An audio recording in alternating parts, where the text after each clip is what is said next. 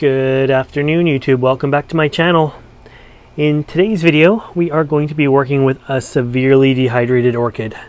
This one here, unfortunately, got missed in the watering schedule for a few months. It just got tucked way too far back and it never got watered, and you can see the wrinkly pseudobulbs. So anyways, before we get started, I just wanted to remind you to like and subscribe to my channel to see more content like this. And now let's get going and save this orchid. Okay, so we have a few old spikes on him, and we're going to get rid of these spikes first, just really quickly here. This one is done. Now, I have done many videos on cutting Oncidium spikes. I'm going to leave a few in the description below. So if you want to learn how to remove Oncidium spikes quickly and easily and not hurt the orchid, check out those videos as well. So it's a very light orchid right here. It, like I say, hasn't been watered in a long time. It's very, very top heavy. So this poor little guy.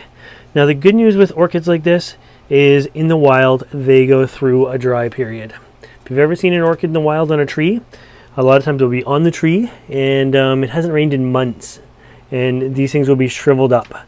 Now the key to this is it is dehydrated because it has not been watered. It even has a little cobweb on it. It's not because the roots are rotten, it's because it hasn't been watered. So if you find one in the store or you simply forget to water them, these guys can be saved, and we're going to go over to the sink and get started on saving it. Okay, so we're going to fill this bowl with water here.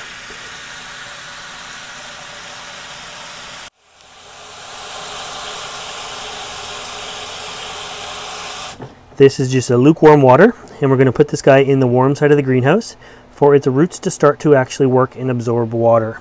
Now, simply watering this orchid isn't going to cut it because it doesn't stay wet enough long enough. But we can't do this forever either. We have a short window before we actually do start to rot the roots.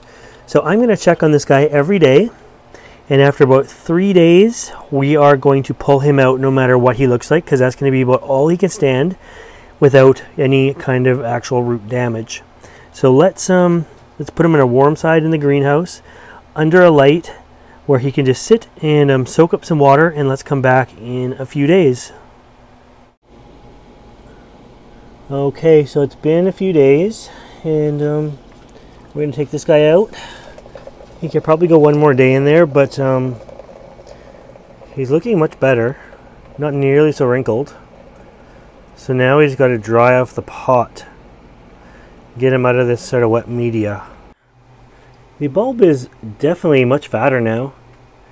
It would have taken weeks or months to plump up like that.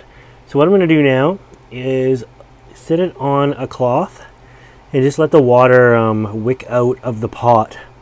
It has been underwater for a couple days, and it's definitely time to dry it. So we want to get this pot a little bit drier. I'm not saying that we need to repot this orchid now. The roots are fine, the media is fine. We just need to let the media dry out. But all in all, I'm pretty happy with everything other than the very last bulb. They've really pumped up for being just a couple days, because this was a severely neglected orchid. And there we have it. So, look how fat that bulb is now.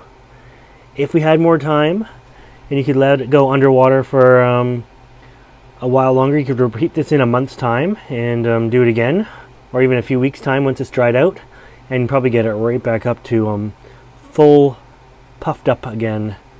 It's amazing how resilient orchids are.